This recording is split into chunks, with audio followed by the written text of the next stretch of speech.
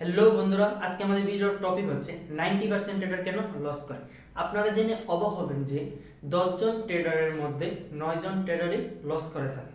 কিন্তু প্রশ্ন হলো, কেন 9 জন ট্রেডারই লস করে থাকে, শুধু একজন ট্রেডারই প্রফিটেবল হয়ে থাকে?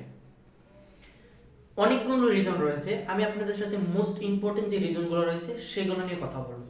সর্বপ্রথম রিজন হচ্ছে 90% ট্রেডারের মধ্যে কিছু ট্রেডার রয়েছে যারা ট্রেডিংয়ে আসে একটা ক্যান্ডেল দেখে বাই বা সেল করার সিদ্ধান্ত নেয়। কিন্তু একটা ক্যান্ডেল দেখে কখনো বাই বা সেল করার সিদ্ধান্ত নেওয়া হচ্ছে বোকামি।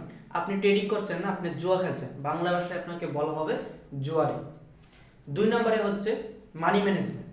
90% ট্রেডারের মধ্যে কিছু ট্রেডার রয়েছেন আপনারা যারা সঠিকভাবে মানি ম্যানেজমেন্ট করতে পারে না।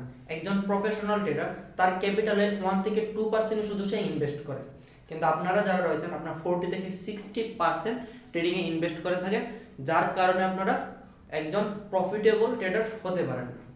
3 নম্বরে হচ্ছে ওভার ট্রেডিং। আপনারা যদি মার্কেটে ঢোকেন একদিন 24 ঘন্টার মধ্যে ট্রেড নেওয়ার নিয়ম হচ্ছে 2 থেকে 3 বার। যদি আপনার 3 বার স্টপ লস হিট হয় তাহলে সেদিন আপনার ট্রেডিংয়ের সমাপ্তি দিতে হবে। কিন্তু আপনারা যেটা করেন, আপনাদের ক্যাপিটাল লস গেলে সেটা রিকভারি করার জন্য আপনারা ওভার ট্রেডিং করেন, যার কারণে আপনাদের ক্যাপিটাল হয় শূন্য। 4 নাম্বার হচ্ছে ইমোশন কন্ট্রোল। 90% ট্রেডারের মধ্যে অধিকাংশ ট্রেডার আপনারা ইমোশন কন্ট্রোল করতে জানেন না। আপনার যদি ক্যাপিটাল লস হয় আপনি কি করেন? ওভার ট্রেডিং করেন। আপনার মধ্যে রাগ আসে, ক্ষোভ হয়, তখন আপনি কি করেন? ইমোশন কন্ট্রোল হারান এবং আপনি ওভার ট্রেডিং করতে বসেন, যার কারণে আপনার ক্যাপিটাল জিরো হয়ে থাকে।